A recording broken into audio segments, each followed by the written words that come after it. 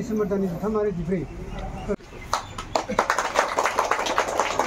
गोजोननाय थाबाय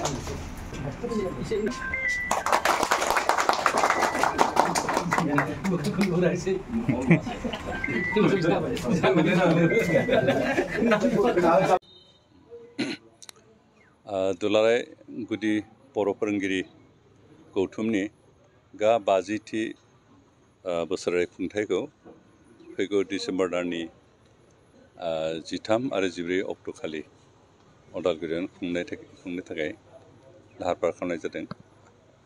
दा बे खामानिखौ मावफुंनो थाखाय जोंनो बेवहाय अदालगुरियाव मोनसे रिसेपसन कमिटि पानजाय आफादनि मावफानांगौ जादोंमोन आरो बेखौ दिनै जों उदालगुरि जिल्ला कमिटि गुदि बर' फोरोंगिरि गौथुमनि जिथु पार्मानेन्ट अफिस बेखौनो अफिस हिसाबै लानाय जाबाय आरो बेखौनो दिनै बेखेवबाय जिहेथु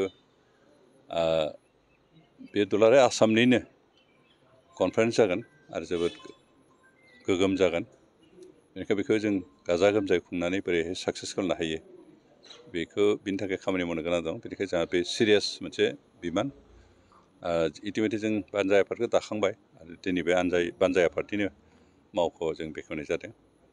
जिहेतु जोंहा बेयाव गोबां खामानि मावनो गोनां जागोन गोबां जों जोंनि मावख' हिसाबै बेयाव मेगाजिन एडिटरफोर फाइनान्सियेल साब कमिटि बेनिफ्राय गुबुन गुबुन साब कमिटि दाना लाखाबाय बिथांमोना बेयाव फैनानै सम सम सावरायलायनाय बायदिसिना मेटेरियल्स कालेक्ट खालामनाय जगाजग खालामनाय बे गासै बाथ्राखौ बेनिफ्रायनो जों सालायनाय जागोन।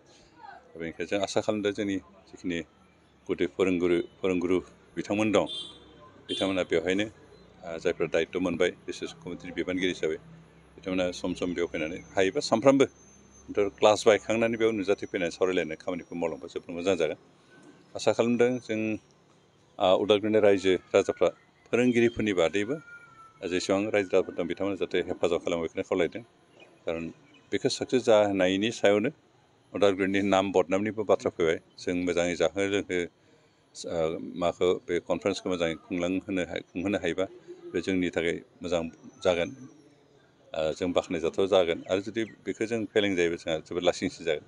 बेनिखायनो उदालगुरिनि मान सन्माननि बाथ्राखौ साननानै फोरोंगिरि बिथांमोननि अनगायैबो जेसेबां जोंनि उदालगुरियाव सांग्रां सुबुंफोर दं गोरों गोराफोर दं बिथांमोन साफ्रोमखौ आं खावलायदों जाहाथे बे कनफारेन्सखौ साक्सेस जानायाव बिथांमोनाबो मदद आरो हेफाजाब होयो। सासे एमएलए सासे मा साजेसन होगोन माबायदि खुंनायनि हेफाजाब होगोन फाइनान्सियेलि? जों पाब्लिक रिप्रेजेन्टेटिभ हिसाबै रायजो राजाफोरनि हाबाफारिफोराव हेफाजाब होनायाथ' जोंनि बिबानखा बेखौ जों बेखिनिखौ जों दा फाइनान्सियेलि मारै हेल्प खालामनो हागोन हाया बेखौ नायनोसै जेसेबां हायो हेफाजाब खालामनो नाजालांसै। खिन्थु फाइनान्सियेल सापर्ट खालामनानै दल' जनानै थाबाबोथ' जानाय नङा जिहेतु जों पाब्लिक रिप्रेजेन्टेटिभ बेनिखायनो रायजो राजाफोरखौ जगाजग खालामनानै बिथांमोनखौबो बे कनफारेन्सआव जाहाथे बोरै हायो थाखा फैसाजों हायोना हाबा हुखाजों हायोना बायदिसिना मददजों हायोना साजेसनजों हायो बेखौ साक्सेस जाफुंहोनो थाखाय बाहागो लानो आं खावलायगोन। इतिमধ্যे जोंहा फोरोंगिरिफ्रा थागथियारि जानानै दंखायो जानजि खाफ्राखाबाय जे जिखुनु उपायबाबो जों बेखौ मोजाङैनो जाफुंहोगोन होननानै जोंहा साब कमिटिनि गोबां बिबान होखाबाय।